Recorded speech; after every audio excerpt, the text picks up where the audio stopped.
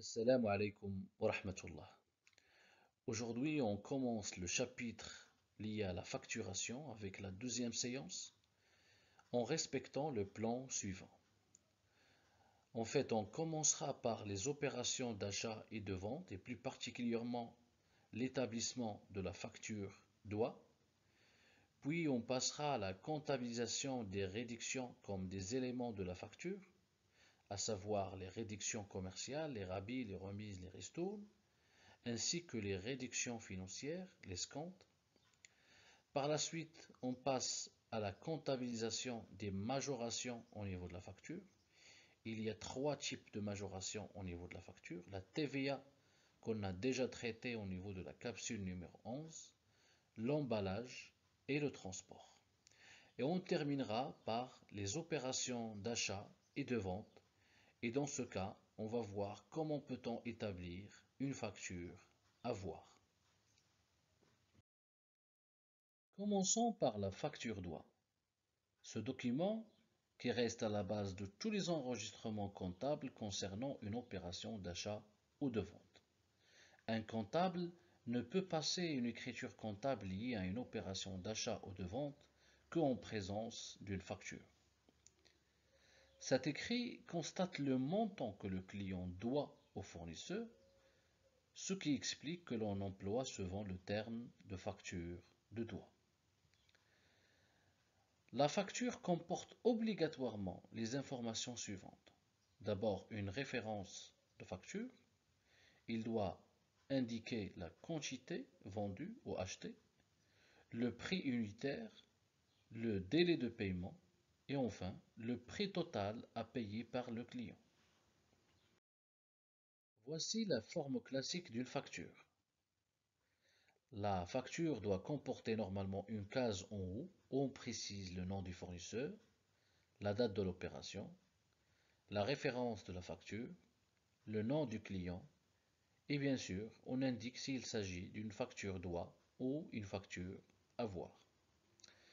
Par la suite on passe à la précision du montant brut, bien sûr en hors taxe. On indique s'il y a lieu à des réductions, soit un rabais, soit une remise ou une ristourne. On déduit le net commercial en calculant la différence entre le montant brut hors taxe et les réductions. Puis on précise s'il y a lieu à un escompte. Et comme ça, on peut déduire le net financier, qui est le résultat de la différence entre le net commercial et la valeur de l'escompte. Par la suite, on rajoute la valeur de la TVA pour avoir le net à payer. Comme j'ai déjà signalé au niveau du plan, la facture DOI comporte des réductions qui diminuent la valeur de la facture et des majorations qui augmentent la valeur de la facture. Commençons par les réductions. Ces dernières, ce sont de deux types. Des réductions commerciales, تخفيضات تجارية, et des réductions financières. Les réductions commerciales sont divisées en trois. Il y a le rabais, la remise et la ristourne. Le rabais, c'est une réduction pratiquée exceptionnellement sur le prix de vente convenu pour tenir en compte un défaut de qualité ou la non-conformité de l'objet vendu. Donc le rabais est lié à la qualité des produits vendus ou à la non-conformité des objets vendus. La remise, c'est une réduction également, mais elle est pratiquée habituellement sur le prix courant de vente en considération de l'importance de la vente ou du client.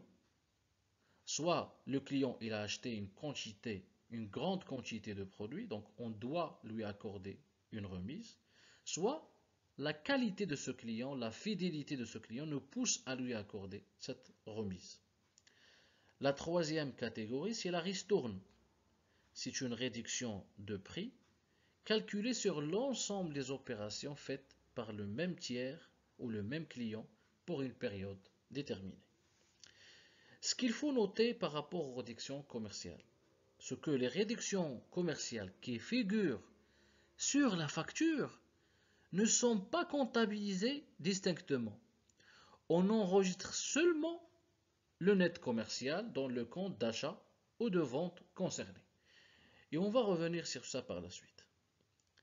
Concernant les réductions financières, il y a un seul type de réduction financière, à savoir l'escompte. C'est une réduction de prix accordée pour paiement comptant ou avant le terme normal d'exigibilité. Donc, l'escompte a un rapport avec le mode de paiement. Si le client ne paye comptant, ça veut dire qu'il paye la totalité du prix le jour de l'opération, ou s'il paye avant le terme normal d'exigibilité, on lui accorde un escompte. Mais il faut noter que les réductions financières, ça veut dire l'escompte, sont toujours comptabilisées. Ils représentent un produit financier pour l'acheteur et une charge financière pour le vendeur. D'accord? Commençons par cette première application. Le 1er 4 2014, la société Samira, société anonyme, vend au comptant en espèces à la société commerciale Universal Shop des produits finis pour 14 000 dirhams bruts. La TVA est de 20%. La référence de la facture numéro K22. Sur la facture, il y a une remise de 4% qui a été accordée, ainsi qu'un escompte de 5% pour règlement comptant et en espèces. D'accord? Donc il nous demande d'établir la facture doit et de comptabiliser par la suite cette facture. Concernant l'établissement de la facture, d'abord on commence par la case en haut et on précise le fournisseur, Samira, le client Universal Shop, la date de l'opération et la référence de la facture. Et on doit obligatoirement indiquer que c'est une facture doit. On enregistre le montant brut. Si le montant brut de vente, c'est 14 000 dirhams. Puis on vérifie s'il y a un rabais. Donc on n'a pas un rabais. Il n'y a pas de ristourne. Mais nous avons une remise de 4%. On calcule la remise de 4%. On applique le taux de 4% au montant brut. Ça fait 560 dirhams. Comme ça, on peut déduire le net commercial. Parce que le net commercial, c'est le résultat d'une réduction commerciale. C'est la remise. Donc, le net commercial, c'est la différence entre le montant brut et la remise de 4%. Par la suite, on passe à l'enregistrement de l'escompte. Nous avons ici un escompte de 5%. On applique le taux au montant de net commercial et non pas au montant brut. Donc, on va appliquer les 5% aux 13 000 dirhams 440 dirhams pour déduire le net financier. Puis, on rajoute la taxe sur la valeur ajoutée, qui est une majoration, pour avoir le net à payer. Donc, voilà comment on peut établir une facture doit. Concernant la comptabilisation de cette facture, on commence d'abord par l'enregistrement chez le fournisseur Samira SA. Le comptable du fournisseur va créditer normalement le compte de produit, vente de produits finis. Mais il faut faire très attention que le comptable va créditer le compte vente de produits finis avec la valeur du net commercial et non pas du montant hors taxe. Faites très attention à ce point, s'il vous plaît. Ensuite, on crédite le compte état TVA facturé pour préciser la TVA qui est une majoration. Bien sûr, la TVA, il est calculé en appliquant le taux de 20% au net financier et non pas au net commercial. D'accord? Pour calculer la TVA, on a appliqué le taux de 20% au net financier et non pas au net commercial. D'accord. En contrepartie, on débite le compte caisse et bien sûr, on débite le compte de la réduction financière qui est considéré comme une charge chez le fournisseur, escompte accordé. D'accord? En revanche, chez le client Universal Shop, la même chose, mais l'inverse. Cette fois, le comptable va enregistrer une charge achat de marchandises avec la valeur du net commercial toujours. Il va enregistrer la TVA récupérable sur les charges, bien sûr, et en contrepartie, il créditera la caisse et il créditera un produit qui est l'escompte obtenu de son fournisseur, Samir. D'accord? Je vous propose une deuxième application liée à la société Bérissan qui va vendre à la société Rabatel 10 000 appareils à 200 dirhams l'unité en espèces avec un taux de TVA de 20%. La facture comporte une remise de 2%, un rabais de 4% et un escompte de 2%. Pour établir la facture, d'abord il faut remplir la case en haut, donc on doit mentionner le nom du fournisseur, la date de l'opération, la référence de la facture, le nom du client Rabatel et on indique s'il s'agit d'une facture droit, une facture avoir. Là, il s'agit d'une facture bien sûr droit. On précise le montant brut qu'il est de 2 millions de dirhams parce que la société Périsson a vendu 10 000 appareils à 200 dirhams l'unité. Puis on commence par le rabais et non pas par la remise parce qu'ils nous ont indiqué la remise en premier rang. Mais au niveau de la facture, il faut suivre l'ordre rabais, remise, ristourne. Donc on commence par les 4% du rabais. Donc 4% de 2 millions de dirhams, ça fait 80 000 dirhams. On déduit le net commercial numéro 1. Puis on applique les 2% de la remise, on applique les 2% au net commercial 1. Ça fait 38 400 dirhams. Et on déduit le net commercial numéro 2. Ça fait 1 881 600. Puis on enregistre l'escompte avec un pourcentage de 2%. Les 2% sont appliqués au net commercial numéro 2. Puis on calcule la TVA en appliquant le taux de 20% au net financier et on déduit finalement le net à payer. D'accord?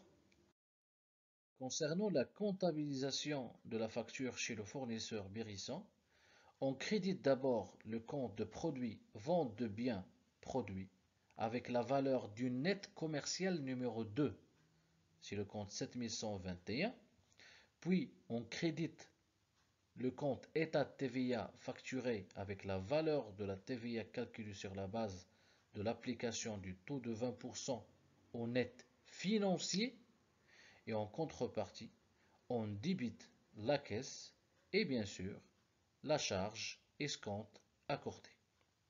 D'accord? Passons maintenant aux majorations qui augmentent la valeur de la facture droit. Et on commence par la majoration transport. Il y a 4 types de transport. Le port dû, le port des bourgs, le port forfaitaire et le port franco. Concernant les ports dus et franco, le port dû, c'est un transport à la charge du client et assuré par les propres moyens du client. Et le port franco, c'est un transport à la charge du fournisseur et assuré par les propres moyens du fournisseur. Ces deux opérations de transport ne donnent lieu à aucune écriture comptable. Donc ça ne concerne pas en comptabilité générale. Ce qui nous intéresse, ce qui nous concerne, c'est le port du bourg et le port forfaitaire. Concernant le port du bourg, c'est le cas où les frais de transport sont à la charge du client, mais le fournisseur règle les frais à la société de transport et les refacture au client. يعني أن الكليان والفورنيسور هما فاهمين لأن الكليون هو اللي غيخلص، هو اللي غيخلص هذوك لي فخي، هو اللي غيتحملهم، ولكن الفورنيسور تيعيط على شركة أخرى وتيخلصها باش دير ترونسبور للكليون ديالو، المارشونديز ديها للكليان ديالو، ولكن او مومون فاش الفورنيسور تيبغي يصاوب لا فاكتور ديالو ويصيفطها لو كليون ديالو تيغوفاكتوري هذوك لي فري دو ترونسبور. Dans ce cas-là, les frais ou le taux de TVA appliqué, il est de 14%, parce que les sociétés de transport sont autorisées à facturer de la TVA à un taux de 14%. Et dans ce cas, aussi bien pour le fournisseur que pour le client, le transport est une charge. La seule différence que le fournisseur la considère comme un transport sur vente et le client la considère comme un transport sur achat. Concernant le port forfaitaire, dans ce cas, le fournisseur livre les matières et les marchandises à son client avec son propre matériel de transport et facture au client aussi bien le montant de la vente que le coût du transport. Si vous remarquez, aussi bien pour le port d'Ibourg que pour le port forfaitaire, le transport est à la charge du client. La seule différence, que au niveau du port d'Ibourg, le fournisseur fait appel à une société de transport, alors que pour le port forfaitaire, le fournisseur dispose de ses propres moyens de transport. C'est pour cela, dans ce cas, le fournisseur va appliquer le taux de 20% de TVA parce qu'il va considérer ce transport comme des frais accessoires rajoutés aux frais de vente. Et comme ça, chez le fournisseur, il va appliquer le compte produit, si le compte port et frais accessoires, mais chez les clients, ça reste le même compte de charge transport sur achat.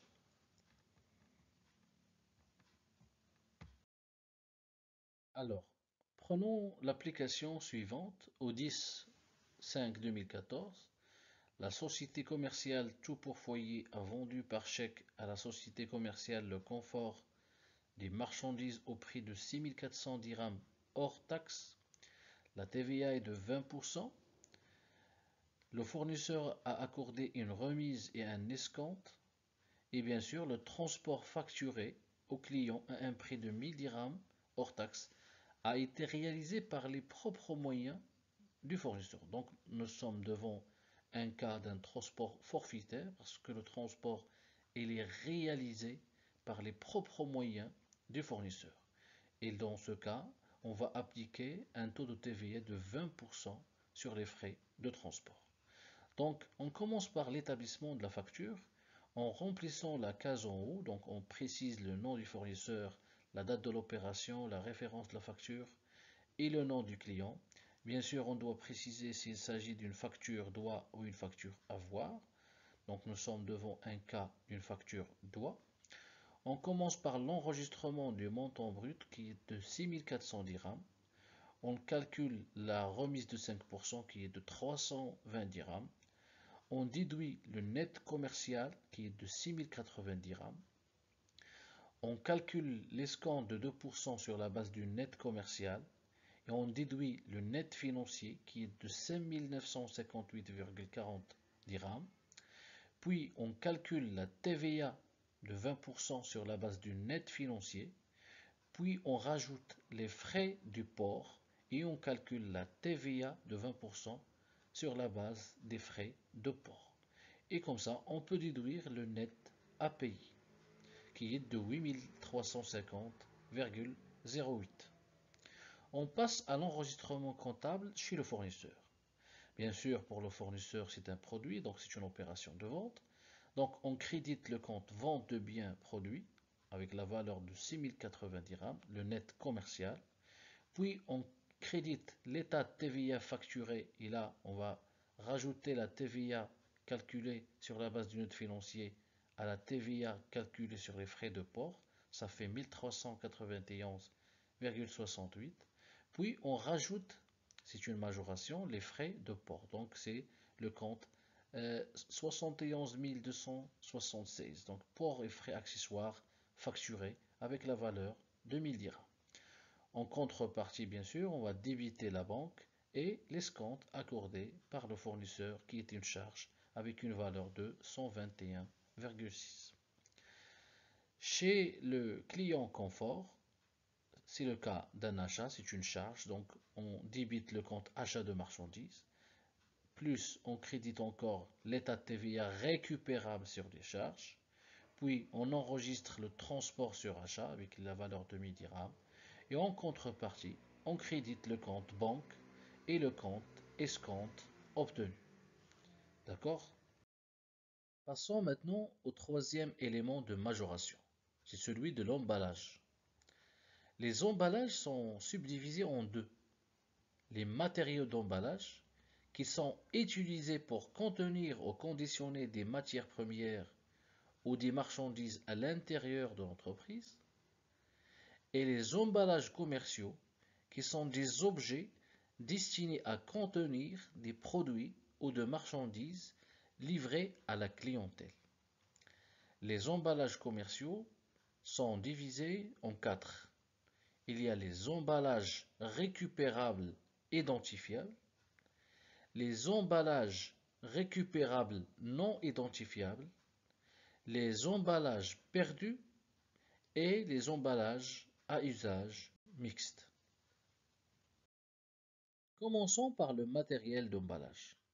Le traitement comptable de ce dernier est identique à celui des autres immobilisations. Par exemple, si on veut enregistrer la rentrée d'une cuve ou d'un congélateur ou d'une citerne à l'entreprise, il suffit de débiter le compte immobilisation concerné, l'état TVA récupérable sur cette immobilisation, et en contrepartie, on crédite le compte fournisseur d'immobilisation. Concernant les emballages commerciaux, on commence par les emballages récupérables et identifiables. Ce sont des objets décernables, ça veut dire identifiables, unité par unité, dans lesquels sont livrés les produits ou les marchandises vendues et que les fournisseurs doivent les récupérer ultérieurement. Ce type d'emballage est traité comme les immobilisations. Donc la rentrée d'un conteneur, d'un baril ou d'un tonneau, il suffit de débiter le compte emballage récupérable identifiable, le compte de l'état TVA récupérable sur immobilisation, et en contrepartie, on crédite le compte fournisseur d'immobilisation. Concernant les emballages commerciaux récupérables non identifiables, ce sont des objets non décernables dans lesquels sont livrés les produits ou les marchandises vendues et que les fournisseurs doivent récupérer ultérieurement, et ils sont alors prêtés aux consignés, comme les caisses, les bouteilles de gaz ou les bouteilles en verre. Cette fois, l'achat ou la rentrée de ce type d'emballage est considéré comme une charge. Donc, pour les enregistrer comptablement, il suffit de débiter le compte achat d'emballage récupérable non identifiable, débiter le compte état TVA récupérable sur les charges et créditer en contrepartie la banque, la caisse ou le fournisseur. Concernant les emballages commerciaux perdus, ce sont des objets livrés définitivement à la clientèle avec leur contenu et ne sont pas récupérables, leur prix étant compris dans celui de la marchandise ou du produit vendu. Donc, lors de l'achat de ce type d'emballage, on enregistre au débit achat d'emballage perdu, l'état TVA récupérable sur les charges et on crédite le compte banque caisse au fournisseur. Concernant les emballages mixtes, ce sont des objets dont l'entreprise ne sait pas au moment de leurs achats s'ils seront utilisés comme des emballages récupérables ou perdus. Et pour les enregistrer, il suffit de débiter le compte achat d'emballage à usage mixte, le compte état TVA récupérable sur les charges et en contrepartie, on crédite le compte soit la banque, soit la caisse, soit le fournisseur. Concernant le prêt des emballages commerciaux, les emballages prêtés ne donnent lieu à aucune écriture comptable. La sortie de l'emballage de l'entreprise est enregistrée sur un livre d'ordre. Ce n'est pas un document comptable.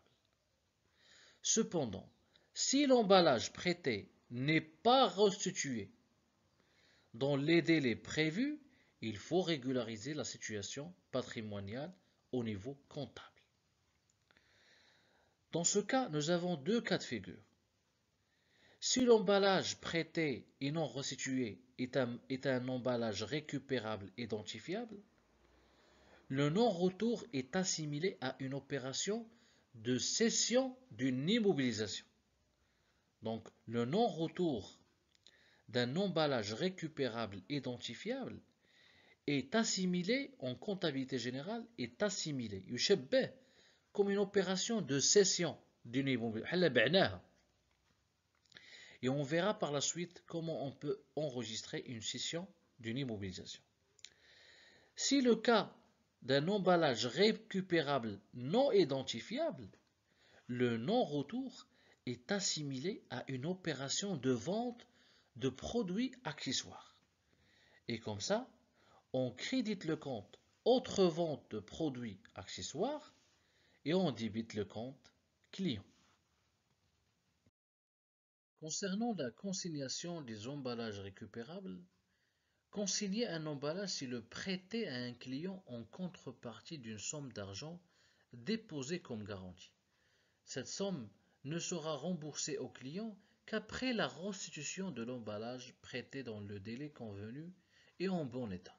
Je vous donne un simple exemple de la consignation.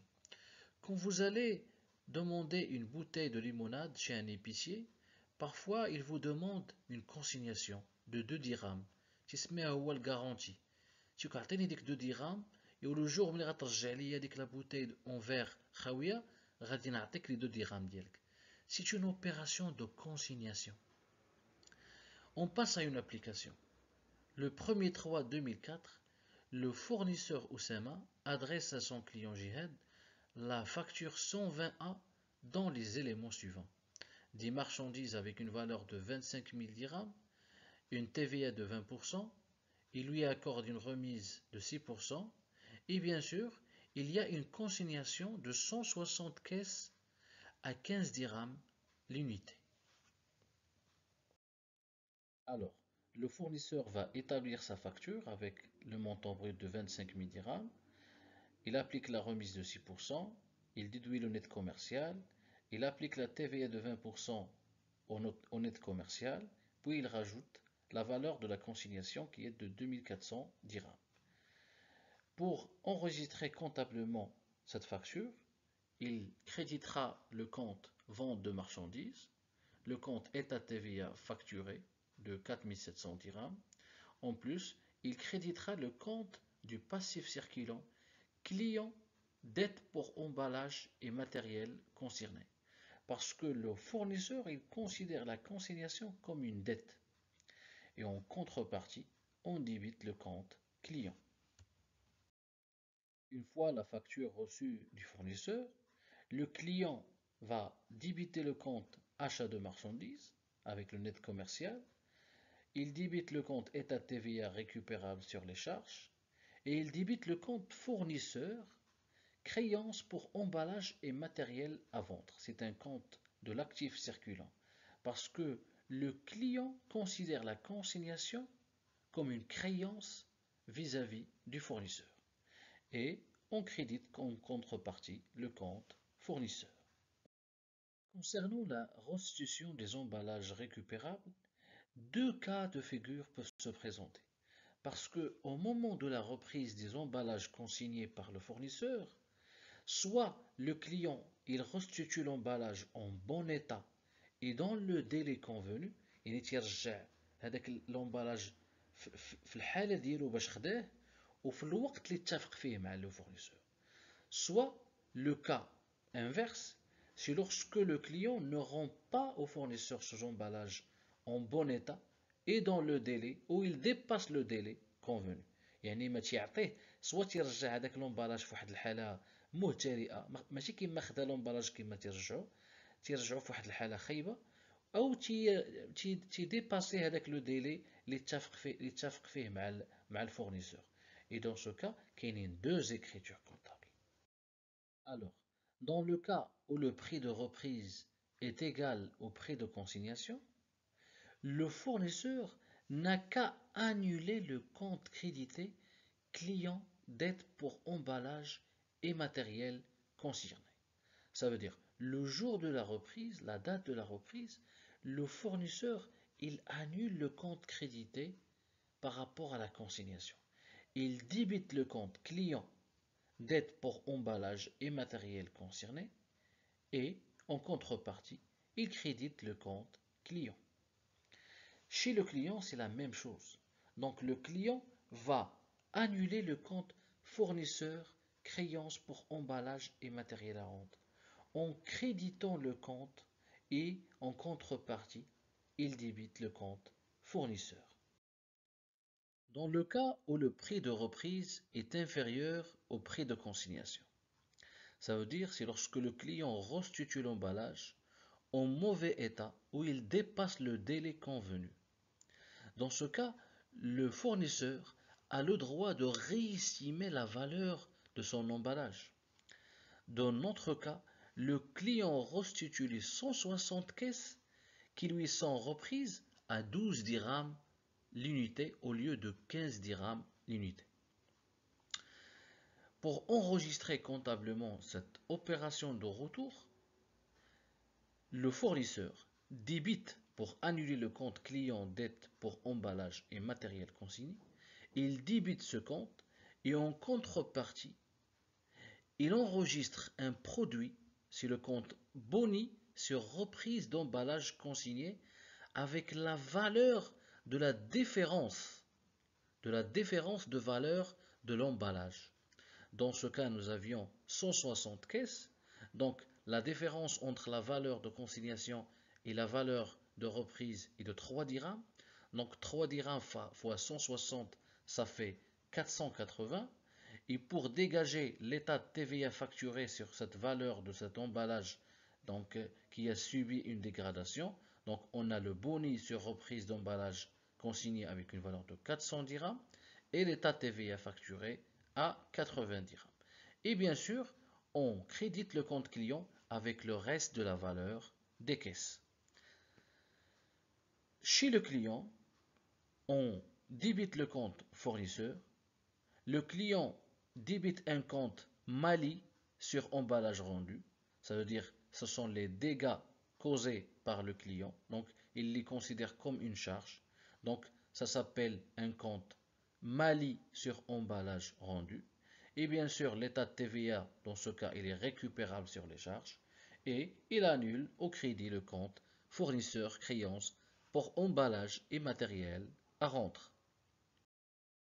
Dans le cas du non-retour des emballages, où le fournisseur constate que le client ne va plus restituer les emballages consignés, soit pour des raisons volontaires ou un oubli ou une destruction de l'emballage objet de consignation, dans ce cas, le fournisseur considère que les emballages sont vendus et adresse une facture droit à son client. Donc, dans ce cas-là, la consignation se transforme en vente d'emballage. Prenons l'exemple suivant. Le client ne restitue que 100 caisses qui lui sont reprises à 12 dirhams TTC. Les 60 caisses restantes sont conservées définitivement par le client parce que 20 caisses ont été détruites et 40 ont été conservées. Dans ce cas, on doit d'abord calculer le montant du boni unitaire, parce que la valeur de la consignation était de 15 dirhams, alors que l'estimation du fournisseur est maintenant de 12 dirhams. Donc la différence est de 3 dirhams. Donc le boni est égal à 3 fois les 100 caisses restituées. Et pour calculer la TVA sur ces 300, il suffit de la diviser par 1,2, ça fait 260 dirhams hors taxe. Concernant le produit unitaire, ça veut dire le prix de vente des 60 caisses restantes, on va appliquer les 15 dirhams, la valeur de la consignation. Donc 15 fois 60 caisses, ça fait 900 dirhams TTC. La même chose, on doit calculer le montant hors taxe pour dégager la TVA facturée. Donc il suffit de diviser les 900 dirhams par 1,2, ça fait 750 dirhams hors taxe. Pour enregistrer comptablement l'opération du non-retour des emballages, le fournisseur procédera à l'annulation du compte client dette pour emballage et matériel consigné au débit. Et en contrepartie, le comptable crédite le compte entre vente et produits accessoires concernant les 60 caisses non restituées. Il crédite le compte boni sur reprise d'emballage consigné et qui concerne les emballages qui ont été restitués mais en mauvais état ou qui dépassent le délai convenu. Il crédite le compte état TVA facturé qui englobe la TVA concernant les 60 caisses non restituées et les 100 caisses restituées avec une valeur de reprise inférieure à la valeur de consignation. Et le reste du montant est le crédit au compte client. Concernant le comptable du client, il débite le compte fournisseur, il débite le compte Mali sur emballage, qui concerne les emballages restitués, mais concernant les emballages non restitués, là, il y a une différence entre le fournisseur et le client. Parce que pour le client, il va mobiliser deux comptes. Le compte achat des emballages récupérables pour les emballages non restitués conservés, mais il mobilisera un autre compte de charge, autre charge d'exploitation, liée aux emballages non restitués détruites. Il crédite également le compte état TVA récupérable sur les charges pour l'ensemble des emballages et, bien sûr, il annule au crédit le compte de créance, fournisseur créance pour emballage et matériel à rendre. Après avoir présenté la facture DOA et ses composantes de majoration et de réduction, maintenant on passera à l'établissement de la facture avoir. Donc c'est quoi une facture avoir et ça sert à quoi? La facture avoir est établie par le fournisseur au profit de ses clients à l'occasion, soit d'un retour de marchandises ou de matières premières non conformes à la demande. Ça veut dire le client وصلته la marchandise ولقى مثلا فيها un problème ورجع une partie منها ou la totalité ديالها رجعها le fournisseur. Dans ce cas-là, le fournisseur doit établir une facture avoir pour corriger la facture doit. Le deuxième cas, c'est le cas d'une réduction commerciale accordée hors facture. Donc le fournisseur, il a envoyé une facture doit, il a oublié de mettre ou de rajouter une remise. Donc pour le faire, il se sert d'une facture avoir. Et la même chose pour l'escompte de règlement accordé qui ne figure pas sur la facture de doigt. Concernant la forme de la facture avoir, il prend la même forme que la facture doigt, sauf qu'il faut préciser qu'il s'agit d'une facture avoir. Prenons l'exemple suivant. Le 11-11, l'entreprise Le Moukawil adresse à son client Shadi des marchandises à crédit. Le montant brut est de 12 000 dirhams, un rabais, une remise, un escompte. Il précise la TVA et il mentionne la facture numéro 15. Donc la facture doit qui a été envoyée au départ à gauche, on précise le nom du fournisseur, le nom du client, la date, la référence et on précise bien sûr qu'il s'agit d'une facture doit. On met le montant de 12 000 dirhams hors taxe, on lui applique le rabais de 7%, on déduit le net commercial, on applique la remise de 5% et on déduit le net commercial numéro 2, on applique le taux d'escompte et on déduit le net financier et on rajoute la TVA de 20% pour déduire le net à payer. Le 25-11, l'entreprise Shadi retourne à son fournisseur, Al-Muqawil, 5 000 dirhams non conformes à la commande. Donc le client يرجع une valeur de 5 000 dirhams la marchandise يرجعها للفورنيسور تيقول ليه هادشي صيفطتي ليا راه ماشي هو طلبت منك. Ce qui fait le fournisseur il est obligé de produire ou d'établir une facture d'avoir pour rectifier la facture doit. La facture avoir, donc la même chose, on indique toutes les informations au niveau de la case en haut, on précise qu'il s'agit d'une facture avoir. Au lieu de mettre le montant brut, on met le retour de marchandises avec une valeur de 5000 dirhams. Et bien sûr, on applique le rabais, on applique le net commerce, la remise, on applique l'escompte et on rajoute la TVA et on déduit le net à payer. Concernant l'enregistrement comptable de la facture avoir, le comptable, une fois il reçoit la facture d'avoir, il n'a qu'à annuler les écritures comptables liées à la vente par rapport à la valeur retournée. Ce qui fait, on annule la vente de la marchandise et la TVA facturée au débit et on annule le compte client et le compte escompte accordé au débit.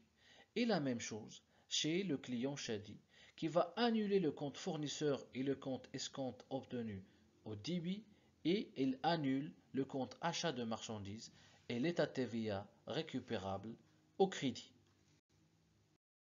Prenons l'application suivante. L'entreprise Safa a adressé à son client Samir la facture suivante. Dans cette facture, il précise le montant hors taxe, le prix du port et le net à payer. Le travail à faire, il nous demande de compléter la facture doigt adressée par le fournisseur SAFA et de passer les écritures comptables chez le fournisseur et le client. Il nous indique que le transport est à la charge du client. La deuxième question, il y a une opération le 21/3/2014. Il nous informe que le client Samir a restitué 5000 dirhams de marchandises brutes. Il nous demande d'établir la facture à voir. Pour compléter la facture établie par le fournisseur SAFA, il suffit d'appliquer le taux de rabais de 4% au montant hors taxe pour déduire le net commercial, puis on applique le taux de remise de 1% au net commercial pour déduire le net commercial numéro 2. On calcule la TVA de 20% sur la base du net commercial numéro 2 pour déduire le montant TTC. Par la suite, on rajoute les frais de port hors taxe et on calcule la TVA sur port de 14% pour déduire le net à payer. Le fait d'avoir un taux de TVA de 14% par rapport aux frais de port, ça signifie que le fournisseur n'a pas transporté la marchandise avec ses propres moyens. Donc, le fournisseur, il a fait appel à une société de transport. Donc, le jour de la réception de la facture de la part de la société de transport, le fournisseur doit enregistrer cette opération. Et par conséquent, le comptable de le fournisseur SAFA, il va enregistrer cette charge liée au transport en débitant le compte transport sur vente, en débitant le compte état TVA récupérable sur les charges et en contrepartie, il crédite le compte caisse. Le jour de l'établissement de cette facture doigt, le fournisseur va créditer le compte vente de marchandises, bien sûr l'état TVA facturé sur la vente, mais il doit annuler les frais de transport et leur TVA parce qu'ils sont à la charge du client. Et en contrepartie, il débitera le compte client. Concernant le client Samir, le comptable va débiter le compte achat de marchandises, il débite le compte transport sur achat et bien sûr, il débite le compte état TVA récupérable sur les charges qui englobe la TVA sur achat et la TVA sur le transport. Et comme contrepartie, il créditera le compte fournisseur. Concernant le retour de marchandises d'une valeur de 5000 dirhams, dans ce cas, le fournisseur est obligé d'établir une facture avoir pour rectifier la facture doigt. Pour le faire, il suffit de préciser, comme d'habitude, le nom du fournisseur, la date de l'opération, la référence de la facture et préciser qu'il s'agit d'une facture avoir. On met le montant de retour ou la valeur de la marchandise retournée. On lui applique le montant ou le taux du rabais pour déduire le net commercial. on applique le taux de remise pour déduire le net commercial numéro 2 et on rajoute la TVA de 20% pour déduire le net à déduire en TTC. Donc, après l'enregistrement comptable de l'opération de vente le 13/3/2014, le 21/3/2014, ça veut dire le jour de l'établissement de la facture à voir, le fournisseur procède à l'annulation de cette opération de vente avec la valeur ou les nouvelles valeurs. Donc, on annule le compte vente de marchandises au débit avec le net commercial numéro 2. On débite le compte État TVA facturé pour l'annuler avec la valeur de 950 dirhams,40 et tout simplement on crédite le compte client pour l'annuler également au crédit avec la valeur du net à déduire TTC. Chez le client Samir, le comptable, en se basant sur la facture à avoir reçue le 21/3/2014, il procédera à l'annulation de l'opération d'achat concernant le retour de marchandises de la valeur de 5000 dirhams. Et comme ça, il créditera le compte achat de marchandises avec le net commercial numéro 2. Il annule l'état TVA récupérable sur les charges au crédit avec la valeur de 950 dirhams,40 et bien sûr, comme contrepartie, il annule le compte fournisseur au débit avec la valeur du net à déduire TTC. Comme ça, notre capsule touche à sa fin. Je vous remercie infiniment pour votre attention et je vous invite à plus de réactivité et à la prochaine.